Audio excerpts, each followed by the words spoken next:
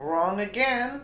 Media majorly backpedals on blue wave predictions after disastrous midterm polls by Aaron Moreno for TruthFeedNews.com.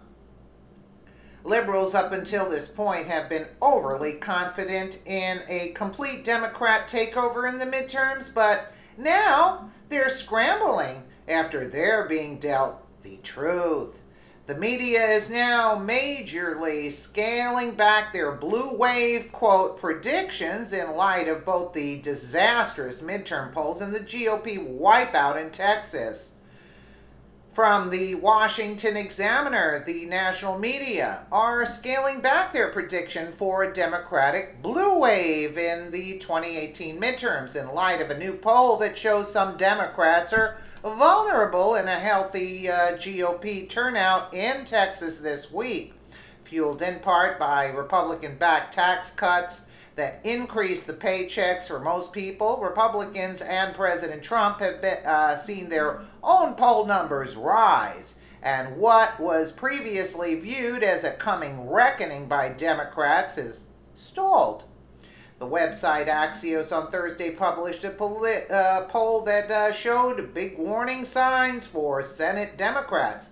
It noted that in 10 states where Democrats are defending Senate seats, a Republican opponent polls either ahead or close to the Democrat in 5 of those states. Though, in most of the races, the GOP has not chosen its nominee yet. The poll also shows that in most states, Trump's approval rating is 50% or higher, which could be a sign that he will not have a negative impact on those state races.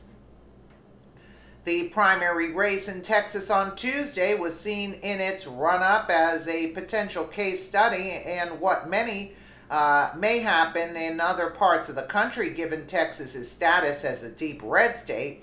It drew widespread media attention, but though Democratic turnout was historically high, it fell well short of a Republican turnout.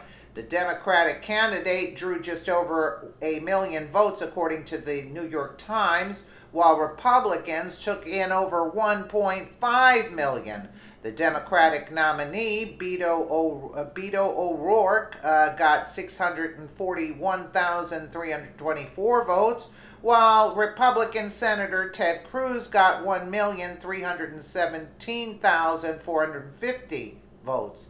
Those two events had many in the press paring back their prediction for a blue wave. The Washington Post's Amber Phillips wrote that those results showed that momentum is on the Democrat side, but no wave is guaranteed. Outside of the Texas race, New York Times Washington correspondent Charlie Savage said it was even possible that Republicans win in the midterms, even though the party that controls that White House usually loses seats in Congress. A significant factor in keeping the peace under Trump has surely been anticipatory catharsis.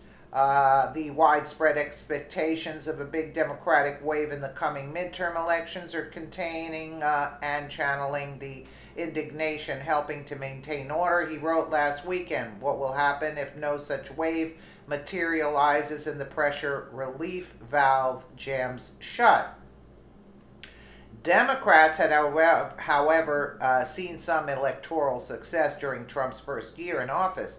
New Jersey elected a Democrat to take over a Republican. Chris Christie finished his final term.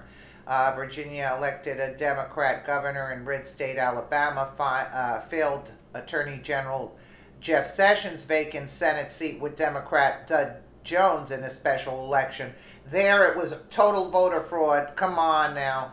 Those wins gave rise to a narrative that Democrats were set to sweep Congress in 2018. Harry Enton at the statistics website 538 said in December that the Democrats' wave could turn into a flood, and that the party's candidates are probably favorites to win the House.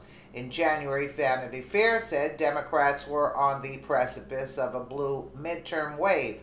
There is a wave, declared Charlie Cook, editor of the popular politics blog Cook Political Report, in a February 8th appearance on MSNBC.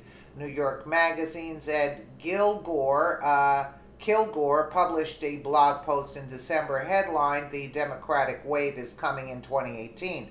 2 months later, however, he published a separate post that said the coming Democratic wave may be smaller than expected.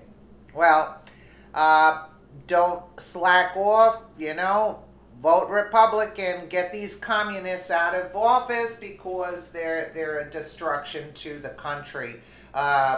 Wake up, even the people that usually vote Democrat, take a good look at what's going on, because they have no message and they're not for the people they claim to be, but they are not, and get out and vote. That's all I say. Let me know what you guys think in the comments below, and again, thank you so much for watching.